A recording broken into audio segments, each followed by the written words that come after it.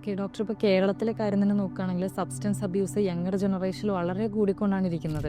അപ്പോൾ ഈ ചെറിയ പ്രായത്തിൽ തന്നെ ഇതിനൊക്കെ അഡിക്റ്റ് ആയി കഴിയുമ്പോൾ അവരുടെ ഫ്യൂച്ചറിൽ അവർക്ക് എന്തൊക്കെ ചലഞ്ചസ് ആയിരിക്കും ഫേസ് ചെയ്യേണ്ടവർ? ചെറിയ കുട്ടികൾ കൂടുതൽ അഡിക്റ്റഡ് ആവാനുള്ള ടെൻഡൻസി അവരുടെ ബ്രെയിൻ സ്റ്റിൽ ഒരു ഡെവലപ്പിംഗ് ഫേസിലാണ് അഡോളസൻസ് പീരീഡിൽ.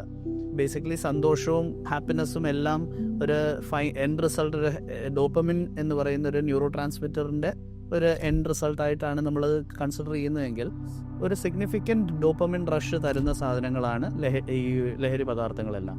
നമ്മൾ സാധാരണ രീതിയിൽ ലൈഫിലുള്ള എൻജോയ്മെൻറ്റ്സ്, ഫുഡും എക്സസൈസോ അങ്ങനത്തെ സാധനമെല്ലാം ഡോപ്പമിനെ ഒരു ചെറിയ കുന്നു കയറ്റുമെങ്കിൽ കഞ്ചാവോ അല്ലെങ്കിൽ MDMA മെത്തോ എല്ലാം ഒരു വലിയൊരു മൗണ്ട് എവറസ്റ്റ് കയറ്റുന്ന ഒരു എക്സ്പീരിയൻസ് ആയിരിക്കും അവർക്കുള്ളത്.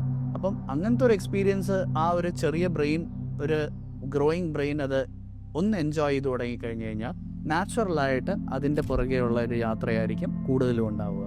ചെറിയ പ്ലഷേഴ്സ് ഇൻ ലൈഫിനെ എല്ലാം നമ്മൾ ഒന്ന് ഡിസ്റിഗാർഡ് ചെയ്ത് ഇതുപോലെ സിഗ്നിഫിക്കൻറ്റ് ഹൈസ് കിട്ടുന്ന ഒരു ലഹരി പദാർത്ഥങ്ങളുടെ പുറകെയുള്ള ഒരു യാത്ര തുടങ്ങും.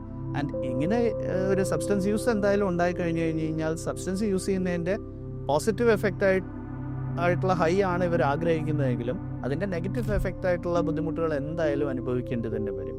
അതിൻ്റെ നെഗറ്റീവ് എഫക്ട്സിൽ സബ്സ്റ്റൻസ് ഇൻഡ്യൂസ് മൂഡ് പ്രോബ്ലംസ് ഉണ്ടാവാം, ബിഹേവിയറൽ ഇഷ്യൂസ് ഉണ്ടാവാം, സൈക്കോട്ടിക് ഡിസോർഡേഴ്സ് ഉണ്ടാവാം, അതുകൊണ്ടുണ്ടാകുന്ന reckless behaviour, law and order issues ഉണ്ടാവാം, ഇഷ്ടംപോലെ പ്രോബ്ലംസ് ഉണ്ടാവാം.